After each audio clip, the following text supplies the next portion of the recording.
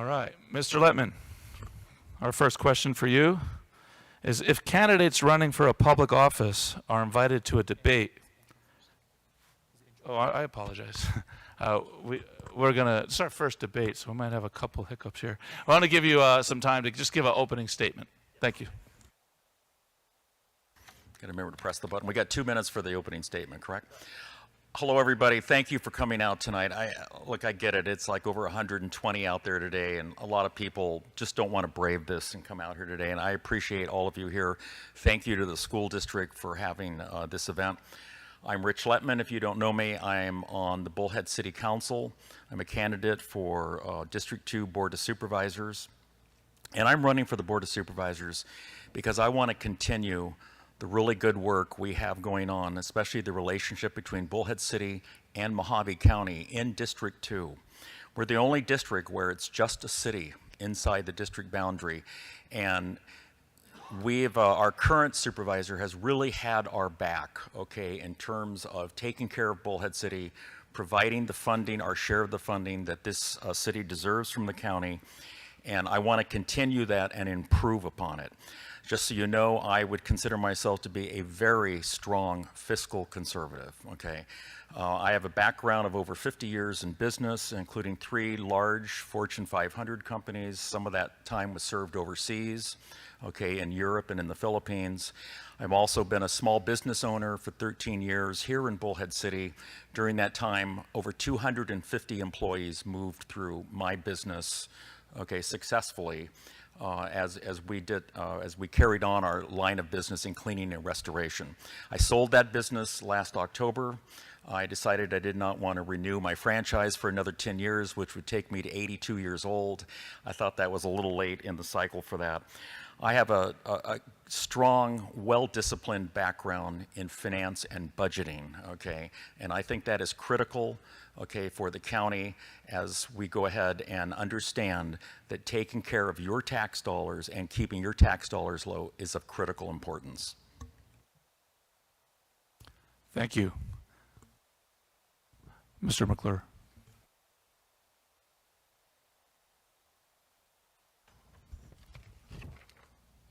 I'm Scotty, and my accomplishments, okay, I'm a veteran. I served during the 60s. I served on a school board for 9 years in Northern California, 8 of them under Jerry Brown, and you talk about a budget fighting with that clown. And we had 7 schools that we had to figure out. We did it. He never got done on July 1st, and you know how that goes. I go to the city council meetings and the board of supervisors meetings for the last 10 years, and I'm livid over some of the stuff that's been going on here above the table and below the table.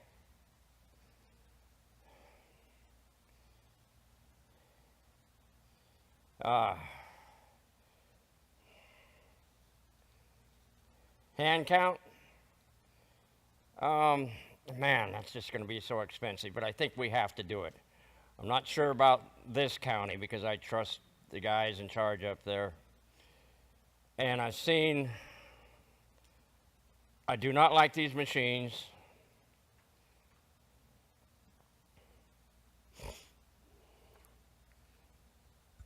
I'm just so livid with the things. One thing, if you go across the bridge here to the other side, you'll see what our city council did a few years ago compared to our side of the bridge. They gave them $4.5 million with interest at $7 million. They just handed them a blank check. And go look at that side and see what we got for our money. That's our city council did that to you. Every one of you will be paying that forever. Seems like. And that's not the only thing. I will never raise taxes. I'm like Ron Gold. Ain't gonna happen. Your property taxes will remain the same for 4 years when I'm on there. And just not gonna do this. There's 85 departments there that need to come under control. Is that it? Yeah. Okay. Thank you. All right. Mr. Letman, if candidates running for a public office are invited to a debate, should they all show up to the debate and face the voters? Why or why not? Yes, they should. And I commend Scotty and I for being here tonight. Okay, the invitation was open. I know there's been some controversy about it. I posted a Facebook post yesterday morning that I thought would help clear up some of the controversy about this. But yes, we should be at these debates. In fairness, I've skipped a debate myself, okay, also. But by and large, an event of this style, okay, of this size, okay, and an importance and this well publicized, I'd recommend we all be here. Thank you. Scotty, the same question for you, which was if candidates running for public office are invited to a debate, should they all show up to the debate and face the voters? Why or why not?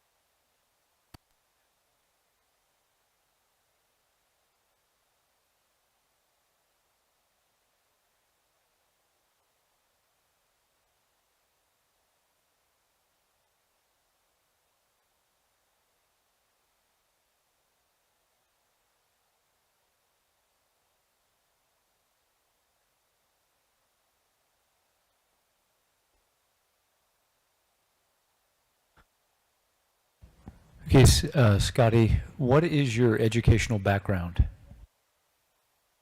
Yes.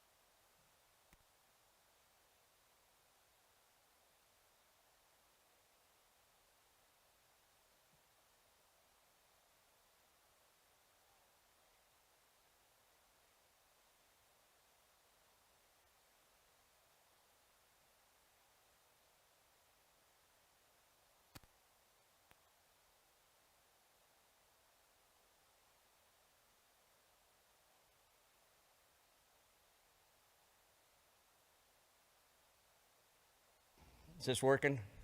Okay. You got to hold on to this thing or else it won't talk to you. Then I went and climbed telephone poles for 16 years. And I did 2 years here in this summer. That's fun out in this heat. You drink 5 gallons of water a day. I'll guarantee you. No sugar, no Coca-Cola, no nothing. 5 gallons of water. Then I went on a school board for 9 years. And that really woke me up. I had just lost my old lady, and she needed something to do, I guess. And boy, when you're 60 years old, you think you've learned everything. Well, I'm telling you what, that woke me up a little bit, being on this school board. With 7 schools, and a lot of them were really out there. So And the last few years, I've just been retired, and I've been going to these meetings. Your time's expired, Scott. Okay. Thank you. Mr. Letman, what is your educational background? Okay, so I went to high school in Southern California, and after that I went to Los Angeles for 2 years, and then transferred, got my Bachelor of Science degree in accounts at Young. Later on, after I moved from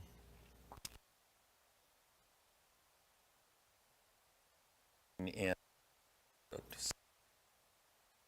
master's of business degree at the ripe old age of 47, and I want to let you know that out of that class of about 40 students in there, I believe I ranked number 3rd on the graduation. So not easy to do when you're up against a bunch of 20-year-olds, okay, who are fresh out of their bachelor's degrees. But yeah, I have my MBA from Miami. And then following that, I had stints with Office Depot Europe and Philippines, and then the Xerox Corporation, and then finally back here. But that's my educational background. Thank you. Okay, Mr. Rich Letman, I'm going to go to you now. Would you support the county sheriff if he refused a federal order to seize guns from private citizens? Why or why not? Hell yes. That's a constitutional office, and we have a constitutional sheriff in this county. I'll tell you that right now. And we are going to defend our right to bear arms and have arms in our homes. By the way, congratulations on having arms on campuses. I fully support that. I would absolutely defend a constitutional sheriff who refuses to carry out what I would consider to be an illegal order to possess firearms. Okay, Scotty, I'm going to repeat. Would you support the county sheriff if he refused a federal order to seize guns from private citizens? Why or why not? Hopefully that never happens. This country would be done if they go that route. I'll guarantee you they will come knocking on my door, and they will be an answer with a shotgun right in their face. I mean, I'm 76 years old, and I defended this country one time. And I'll be damned if they're going to come even 1 inch on my property. I just can't believe that they would even think about it. Why that question's even here is bull. We have a right to that, I thought. But I'll tell you what, if Joe Biden gets in there the next 4 years, I'm scared of what's going to happen to this country. The open border, I mean, can you imagine what he's going to do his next 4 years? There will be no border. We'll be flying airplanes down there on his orders, picking up people instead of going the other way. But as far as the sheriff goes, I don't think Schuster would do it anyway. I've talked to him enough times. And he said at the Board of Supervisors meeting he wouldn't do anything about it anyway. So, better not happen.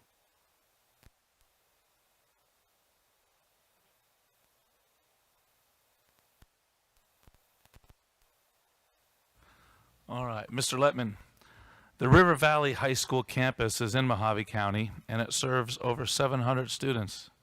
The campus needs a new parking lot. If elected, will you commit to help us find ways to secure funding to repair the parking lot on our campus? And if so, what types of things could you do to help us with a project like that without raising taxes? Giving the school district those kind of funds. This largesse. Better.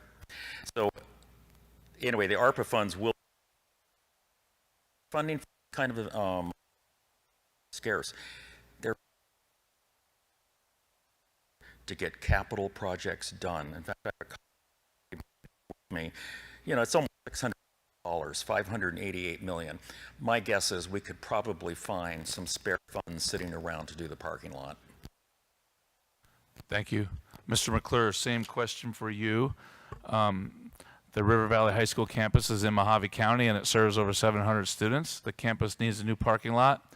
If elected, will you commit to help us find ways to secure funding to repair the parking lot on our campus, and how could you do so without raising taxes? Does that parking lot really need redoing? Yes, sir. Okay, I've been down there for about 4 years, so. I would take all this red rock that Toby Carter's used for ARPA funds and take it and melt it and put it down there and we're done. I'm sick of red rock, what Toby's spent our money on. That's the city council doing it. That's the city council spending all this red rock. I mean, it looks great, but it doesn't pave our parking lot, does it? Toby didn't spend 1 penny on us, and the city council let him get away with it. These two of them. I'm livid over where this money went.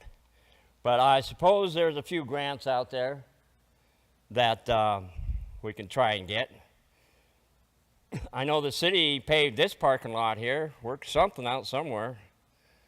You guys need to really try and get some grants too, because that's going to be $1 million job. I know that. It's been a while since I've been down there, but that's a pretty big parking lot. So, but yeah, I'm serious. This red rock around here, just, we could have spent that money on something like that, even though it's city and county, but this place at least is in the city. And for you to, I don't know, the Indian tribes will help us down there.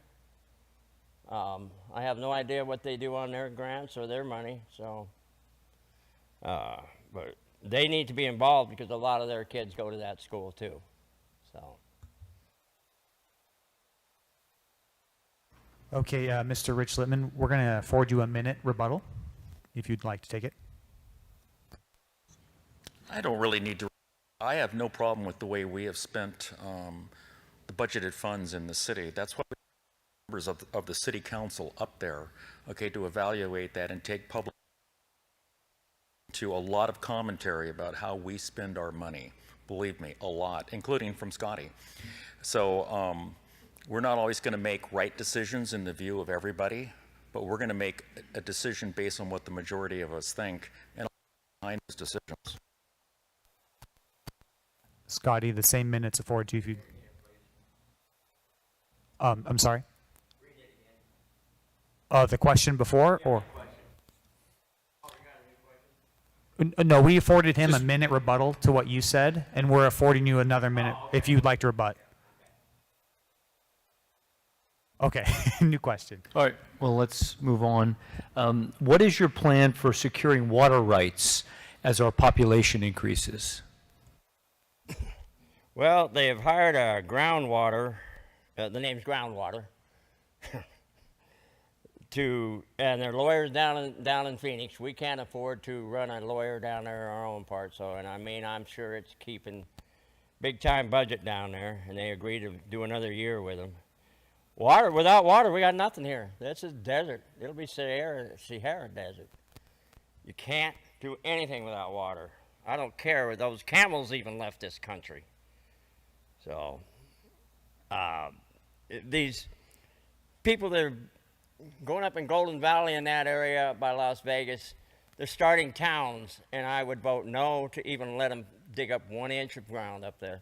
They don't deserve to be here. Send them back to New York City, where they belong. Take their damn money with them. I would say no to doing what these wine growers are up there doing in these Saudi Arabia. They're not allowed to grow it in their country, this hay, but they can grow it here. They're worse than Epcor. Remember them? So anyway, these people are having to drill their wells deeper and deeper, another 50 feet or 100 feet, and that ain't cheap to do. I remember where I came from. A lot of people were on wells up there, and they're going dry now because everybody's up there growing pot. And it takes several gallons a day per pot plant, and they're growing thousands. The river's going dry. It's called the Eel River, and it flows. It's one of the few that flows north. It doesn't hardly even flow anymore.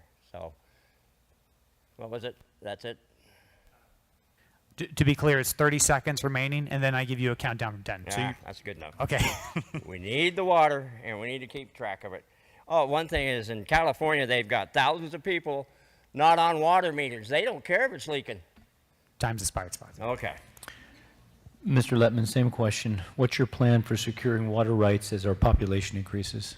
Well, we have a lot of water rights already, and to be fair, I think Bullhead City's done a pretty damn good job with its water conservation programs, making sure that we use our water wisely. Right now, we're attempting turf removal in about 3 critical areas, okay, of the city. But more important than that is we have a new water compact headed our way in 27, okay? 1927 agreement expires, and this is a complicated federal, state, county, local matter. This is going to be really important to us. So we have to have the right legal people in place, and look, Mohave County has done a terrific job of suing, okay, other areas in the state, especially this water transfer from La Paz County over to Queen Creek.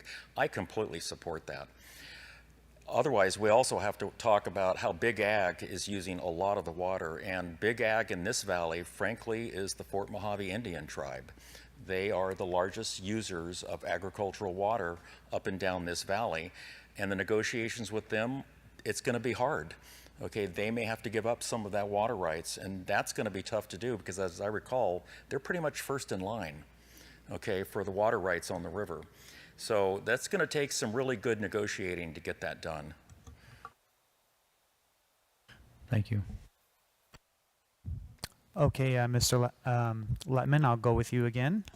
One of your duties, if elected, would be to fill by appointment all vacancies occurring in county or precinct offices.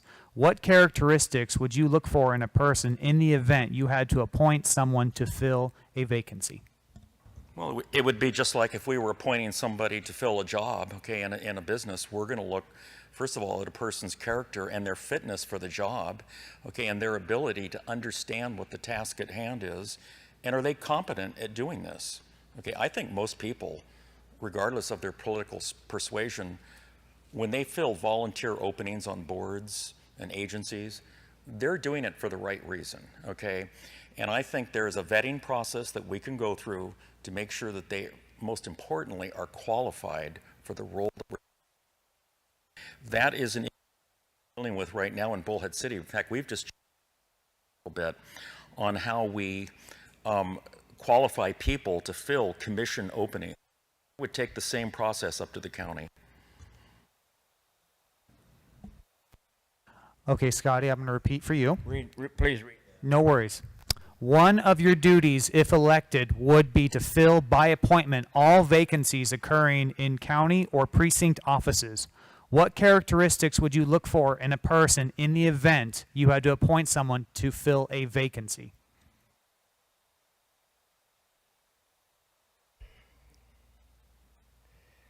Steve D'Amico, the first thing he did was changing the way to select a new city council. There's no more public input or comments from the public. None. He changed it. You used to have a selection committee, and I remember Grace Heck getting on there appointed. She had to stand up in front of everybody. Carrie Faring was there, and as far as I'm concerned, she's in Carrie Faring's seat. Because I was there, and I scored her the highest, and so did the board, but they selected her. You know, the person that's not here. So, I've been to one meeting over there where they selected Lydia Durst, and I thought that was rather a good way to do it. They went in the room there, and they all went in there, and they discussed things. You have no idea what they discussed, but I think it needs to be private, because you are talking a lot about your private things. But then she should have to come out and debate and whatever. I know when we were going for his seat, there were 15 of us. I think Newland was there and whatever. We stood up and gave a 5-minute speech. Each one got 5 minutes or something. So, anyway, it's just, I think it's very private, and you should put in a resume, and good luck to you, because it's already seems to be they've already selected the person before they have the public meeting. They've already selected it. Okay, gentlemen, this next question is a little bit lengthy, and I'm happy to read it twice, but hopefully I only have to read it one time. This question begins with me stating that I am a supporter of school choice, as is many of our board members also support school choice, and we think that competition between schools is a good thing. However, according to former U.S. Assistant Secretary of Education, Diane Ravitch, charter schools can be opened by almost anyone, and they get little oversight, so they're ripe for corruption, looting, nepotism, fraud, and self-dealing. Corruption happens in public school districts too, but charter schools offer an extra tempting opportunity for crooks, and the history of charters in Arizona and nationwide shows that wrongdoers often grab that opportunity. Many charter schools in this area are designed to serve children of privilege and isolate the school from the public districts so that lower income kids aren't assigned to the school. Charter schools overall serve far fewer children with disabilities and English language learners than public schools. Charter schools overall have been found to increase school segregation. In your elected position, you will be responsible for funding the county school superintendent's office. What steps can you take to ensure that charter school operators are being good stewards of the taxpayers' money? Mr. Lippman. First of all, I went through a public school. I understand the argument. I'm not going to recite many items you talked about there. Obviously, what we're looking for is a level playing field between public schools and charter schools, which I completely support. I completely support right to choose, okay? ESAs are fine with me. Okay, I get that, but we definitely want to have a level playing field. Now, the superintendent of public instruction for the county has an interesting role in all of this. Most of the rules around charter schools are going to be done by the state legislature, okay, not by the county board of supervisors. But we certainly can hone in on the support we need to make sure that this level playing field does exist, and I completely agree with you on the direction going with low-income students and students with disability. There's no question that a higher percentage of them are landing in our public schools, okay, and a far lower percent of them are landing in charter schools. That's not an easy situation to deal with, and that's a strain on the public school district. I respect that. I understand it.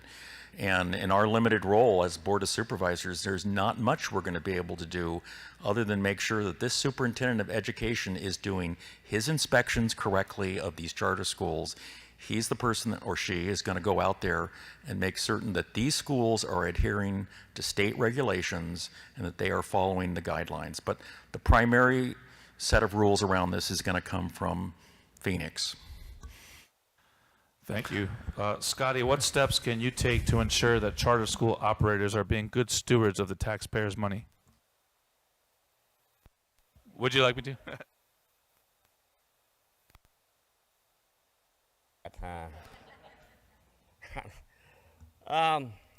When's the last time you went to a board meeting at Mohave? Oh, you haven't.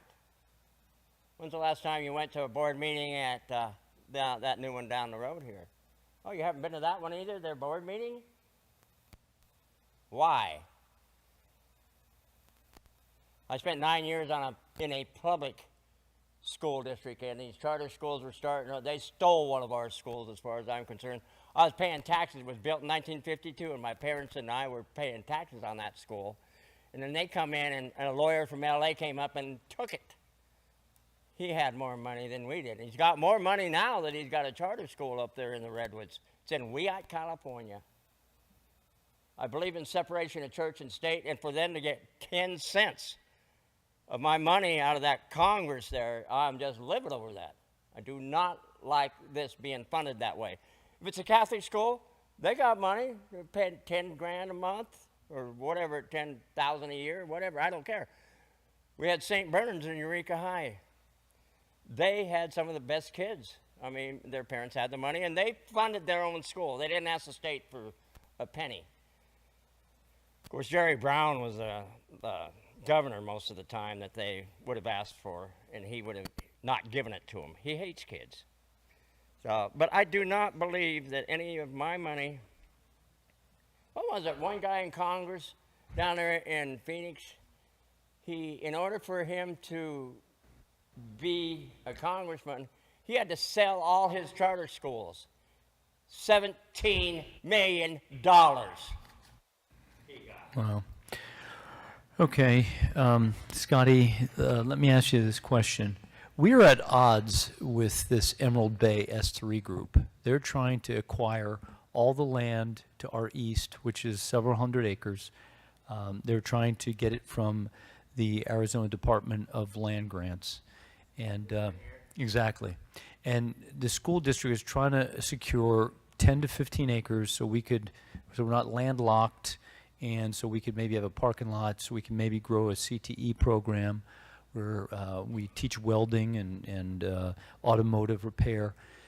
And we're trapped here. Now, will you commit to help us secure that land from the state against this Emerald Bay S3 group and against their interests in this area to help the school district in this matter? Emerald Bay, not even. I hope you guys keep fighting them on this. It's not even up for sale yet, and the city council has already approved it. How in the heck can they approve something that doesn't belong to them? I don't get that. It's not even put up for auction yet. It hasn't gone through state land people, their board or whatever. It's not up for sale yet. Yet we've got a Jack Nicklaus golf course, and they're asking the school to give us their money probably for nothing. I hope you guys fight them. I am so disgusted with this. I remember when city council approved it, and after the meeting, they took a break, and all the board members came down there, and they were talking to the people, the rich billionaires from New York City. I don't need a Jack Nicklaus golf course here and $1 million homes. What they want to do, they've already redlined out there at Rotary Park in Clearwater. They've redlined all these houses, including the mayor's, which he's over there by Circle K. But you got to understand, they're getting rid of all the trailers in that area. They're not going to, they get redlined like they did. I'll bet you they don't get insurance next year.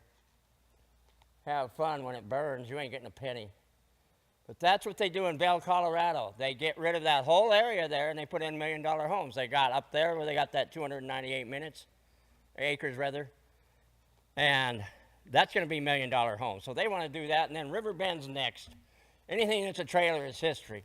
They put sidewalks in there and raise your taxes. You're not going to be able to pay $3,000 or $4,000 extra a year in taxes. You're going to let it go to the city. I'm sorry, that's what they do in Colorado areas. 30.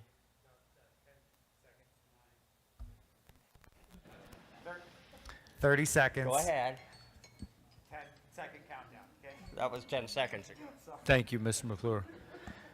Mr. Letman, same question. Will you? All right, okay. Mr. Letman, same question. Will you help us secure the land immediately to the east of our facility right here? We're hoping to get 10 to 15 acres that we can secure for our future growth, and so that we're not going to be landlocked. But that's going to pose a problem with this S3 Emerald Bay. How would you help us, or would you help us? Yeah, we can certainly advocate for that, and I think a lot of it's going to come down what you use that extra land for. If you're going to put a structure on it, or you're going to, I assume you want it for parking at this point in time, expansion of parking, which you obviously need. First of all, let's talk about Emerald Bay for a second. The City Council did not approve Emerald Bay. There are so many steps that have to be gone through to get that. The land's not even acquired yet. What we have done is approved a conceptual idea of what it should look like. You've got zoning to go through, engineers, Coast Guard. This is a project that is significantly far away. I understand you're landlocked, and I would think you folks are excellent negotiators. Dr. Cardoon, I wouldn't want to go up against you negotiating, okay? I think you're pretty damn good at that. So I would recommend, we're certainly willing to chime in on that. I support the Emerald Bay project in concept. I get what the land use is all about. We're going to be getting reclaimed water on this golf course. But if the school district has a right we should take a fair attitude that says, we're going to evaluate this and come down maybe on both sides. I think you should probably get most of the land you're looking for. And I'd be willing to advocate and help that. I don't think that's a county decision, but it's certainly a county supervisor can certainly chime in on that. Thank you. Okay, Mr. Letman, I'll go to you. U.S. Senator Marco Rubio recently said that non-U.S. citizen migrants receive more money each month from the federal government than the average U.S. citizen receives in Social Security benefits. What do you think about this statement? I'm not sure about the accuracy, but it's a nice segue into using tax dollars for undocumented immigrants, and I'll just zone in on this one right away. One of, I think, my greatest accomplishments on the City Council is, along with Mayor D'Amico, co-sponsoring the resolution that we passed earlier this year that says this city will not use its tax funds for the maintenance of undocumented immigrants, period. Over. Tough love time has come to Bullhead City. This passed on a 6-1 vote, and I plan to take this right on up to Kingman and implement a similar policy.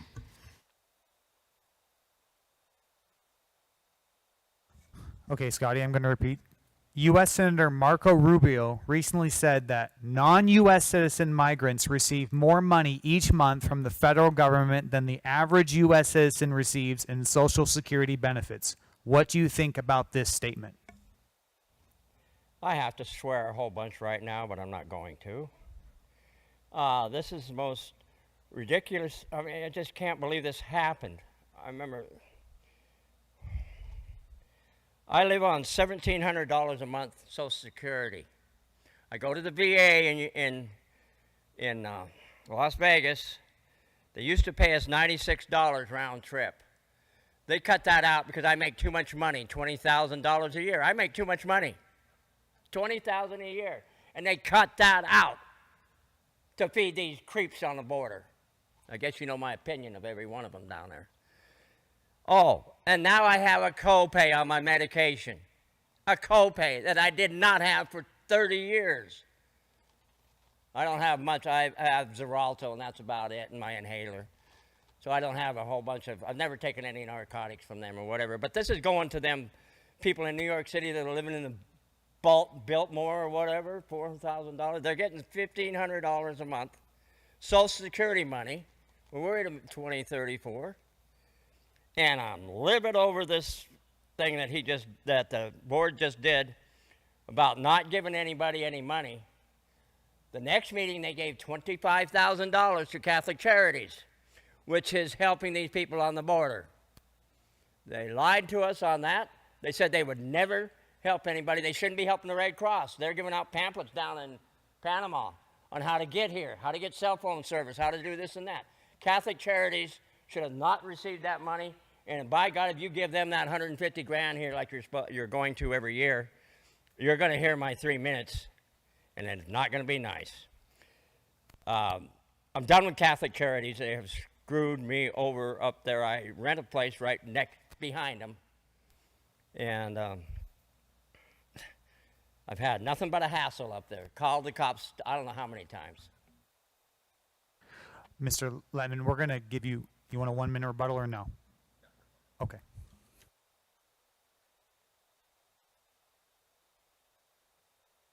You want me to go? Yeah. Okay. Is it your turn? Go first. Whose turn is to go first? Scotty's. Okay.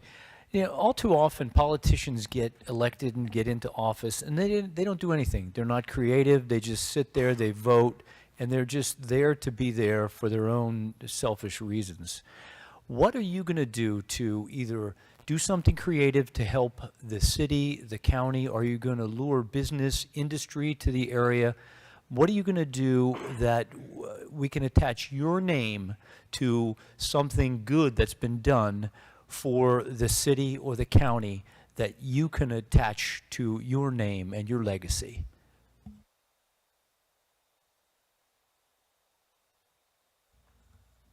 When I served on that school board, I got on there were 5 Democrats and 1 Green Party people, and I was the only Republican. Boy, did I learn how to politic. It was a nightmare. But when we went in that room there, we said it's for the children. And we came out and we dickered and dealed and we got the job done. Up there in Kingman, in the Board of Supervisors, I'm not a politician. I'm not going to go out there and I want a bridge named after me, like, you know, I shouldn't say who wanted their name on that bridge, but I did last night.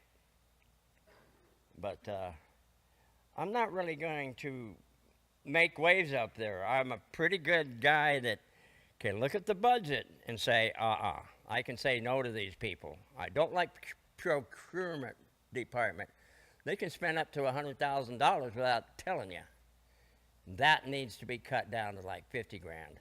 I know you guys have a budget that you guys have to do. And I don't know if you've got somebody out there that can spend up to $10,000 or $15,000 on one item. That stuff needs to stop. These people get elected up there and they get a car and they think they can run all over the country like certain people, which I will not name. These 3 females run around the country with a car with your gas card, credit card. That's got to stop. She's using it for other Republican business and everything else. And I'm just not into getting something named after me. I'm pretty much like just do the job up there when it gets put on the agenda and get the best information I have. And my secretary is going to be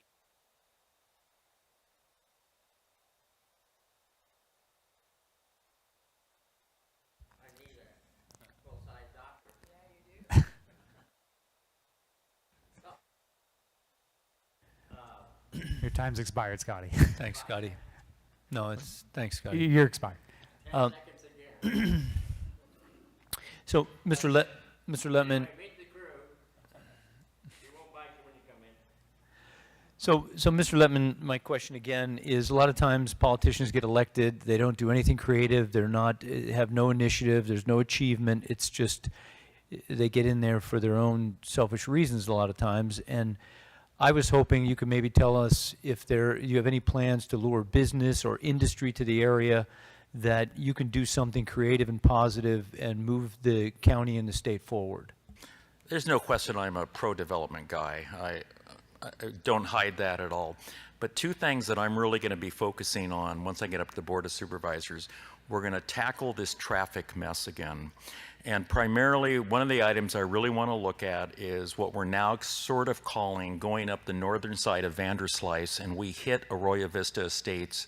And there's an opportunity now to bring a bypass route up Vanderslice around Arroyo Vista and Fox Creek and into the Parkway. That is something I'd like to work on.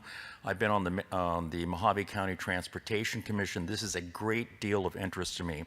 But the other area I want to work on, I want to be known as the supervisor that starts the process of encouraging Fort Mohave and Mohave Valley, with the exception of the tribal areas, to start the process of self-incorporation as a city. That is critical to the health of this county. We need to get county resources out of Fort Mohave and Mohave Valley, reallocate them where they're needed, okay, over time. And that's a process that'll take 5 to 7 years. Okay, but that's a process that needs to get started. Think of all the challenges down in Fort Mohave and Mohave Valley right now, everything from a gas peaker plant to how their land is being used. Their city council meets 70 miles away in Kingman, Arizona. Their mayor, he lives in Yucca.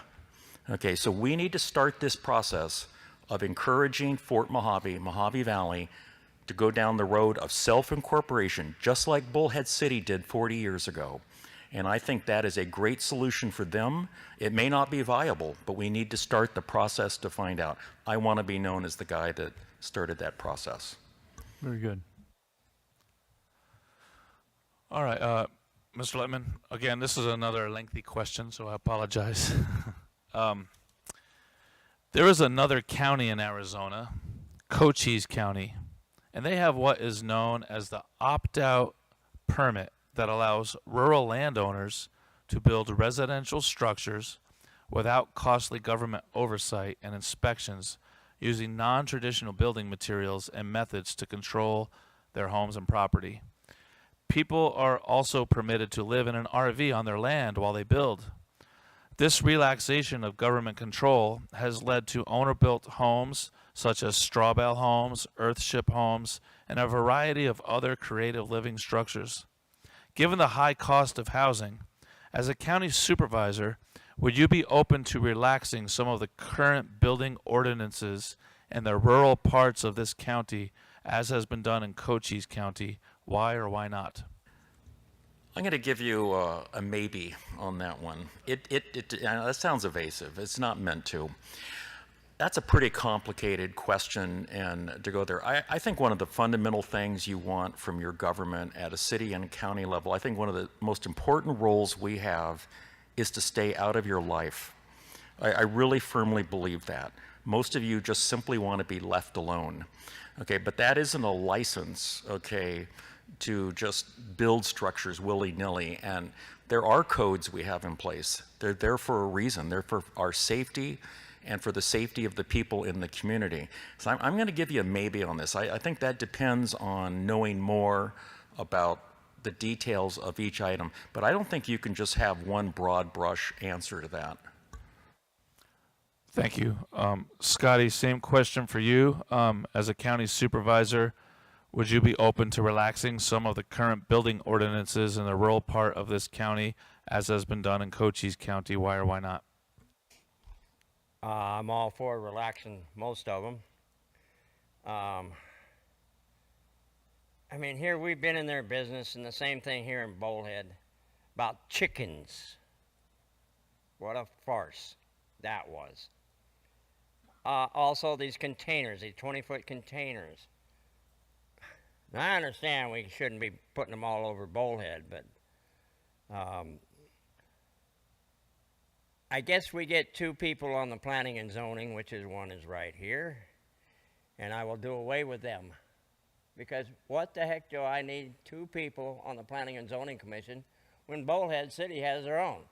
We have no business being up in the desert there with White Hills and interfering in their government. I say, let them build it. When I was living in Garberville there, up in the woods, I welded two 55-gallon drums together. That was my septic tank. And then the water went into the next barrel. And then it went out in the leach field. Worked just fine without any government jerk coming and telling me how to do this. I already knew how to do it. I put in real septic tanks before. Welded two 55-gallon drums together. Works just fine, because I was the only one there. When it wasn't like 10 kids using it. But we've got to get out of these people's business up there. You're in an area that, like Val Vista, they have their own committee up there, and you will heed to their rules, I'll guarantee you that. So, but when you're out there and you got 40 acres, hey, leave me alone.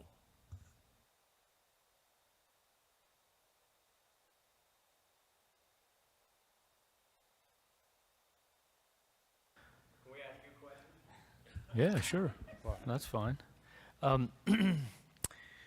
Scotty, what do you think is the most glaring problem with the county budget as it is right now?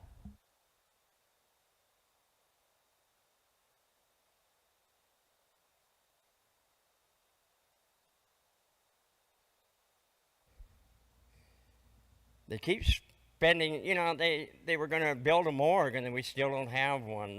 This $18 million was never $18 million in the hole. It said if you don't build the morgue, there goes $5 million. They've got a drug rehab place that they want about $5, $6, $7 million, and that's without a bed of furniture. If you don't do those projects, you're not $18 million in the hole. So then they laid off people or didn't hire them. And then they wouldn't let people like Hildy drive all the way to Phoenix every time she felt like it. They took away her mileage. What did she put up? Nobody should be special up there. There's so many things that can be cut up there. And I'm glad that we got our fairgrounds back. There needs to be money on that. I went up there and yelled and yelled and yelled at them several times. I want an audit. I went there 3 times. I want an audit. And finally, some other people started realizing that how big of a ripoff we were being ripped. And we finally got our fairgrounds back because I went up there and I want an audit 3 times. Just like I wanted Malk School paved down here. I know that's not the county budget, but. And Angie Johnson finally paved it. They changed the entrance. Now they got their own place. But things like that can happen anywhere. This Vanderslice Road is a joke. The Indians wouldn't work with us on Mountain View. They refused to answer anything. We were going to dicker and deal with them, go all the way down to the end of it. And they just quit talking to them. Roads are a big item. And, but we got to quit spending this money. They want to do the courthouse. And I am not going to give them the 1/4-cent sales tax. Not going to happen. And there's a couple other board members that are also not going to give it to them either. Thank you, Scotty. Mr. Letman, same question. What do you think is the most glaring problem with the county budget as it is today? I wish we were zero budgeting. Just starting from scratch. Most of the companies I worked for were definitely zero budgeted. Okay, we had to do that process over the course of a year. That would be one of them. I would recommend, not sure if it's legal, I would recommend probably moving into a 2-year budget cycle. I think that's it's much simpler, okay? It allows you to do more long-range planning. You can update a 2-year budget over time. I would do those things. By the way, Scotty is right about the fairgrounds. Okay, don't get me going on that. I have a slightly different solution, but that's not the question about what to do with the fairgrounds. But I think in terms of the budgeting process, once again, as I've said at many meetings, back in the 70s and 80s when I was a young man working for companies, we didn't have all these computers to do the budget. We had the red pens and the green pens, and some of you have heard me put these up. This red pen is the one that we cut budgets with. And I'm telling you, despite whatever you hear up in Kingman, there's still room to get the red pen out. I promise you that, okay? And then we have the green pen, and we use that intelligently to grow revenue for the county, mainly through development and at the addition of the property tax base. We don't increase the property tax rate, okay? That's critical. So we depend on new development for the green pen, but by and large, I would go to a process of zero-based budgeting. Everybody starts at zero, builds a budget up. Thank you. Thank you. We now have time for a 2-minute closing statement from each candidate, and we'd like to start with you, Scotty.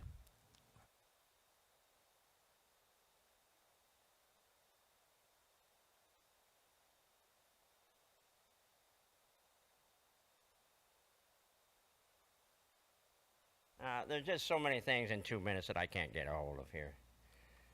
I'll do what I can up there for you folks. I'm tired of what's going on up there, and there is going to be a change. I think Jennifer Esposito is going to win her district. I don't know about Buster Johnson down there and or State Senator Borelli. I'm staying out of that one. I'm not even going to comment on it.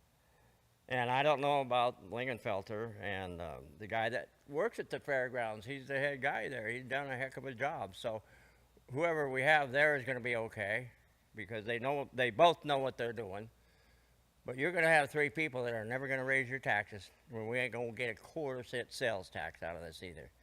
And I agree. They tried several years ago, but Hildy shot them down on doing the 2-year budget. We used to have to do 2 budgets every year with Jerry Brown. 2 budgets for 7 schools. Because he wouldn't tell us until July 1st, after July, because even though it was law, didn't matter. I know how to do budgets. I know how to. We have 85 departments up there, and I will look at each and every one of them. I'm that ornery when it comes to this budget and spending of my money. So that's my 2 minutes, and I'm sticking to it. Mr. Letman, 2-minute closing statement, please. Thank you. I think you can tell a lot about us through our actions and what we do.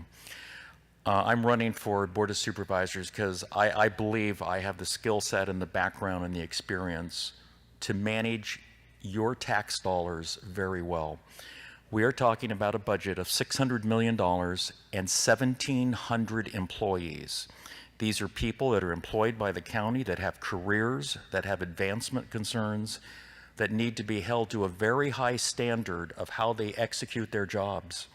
Okay, and I think I'm the guy that can help you make sure that happens at a county level. It's very, very, I want to be clear. There are several things I'm very proud of. I have been endorsed, okay, for this seat by Mayor Steve D'Amico, Council members Rodney Head and Tammy Ring, who are both here tonight. I'm proud of that. They're endorsing me for a reason, and that's because I'm fighting for Bullhead City. Okay, I believe in our district and the role we have to play in the next 12 to 14 years, okay, based on an ADOT projection, Bullhead City will become the biggest city in the county, surpassing that of Lake Havasu City, which is basically out of land, Kingman, which is running out of water, and Bullhead City, and hopefully the future cities of Fort Mohave, Mohave Valley. This is where the center of the county is going to be. We got to be prepped for that. We need a transportation system, we need infrastructure, we need houses, we need jobs. I think I have a vision. I think I have a disciplined approach on how to do this, and I'd ask for your vote.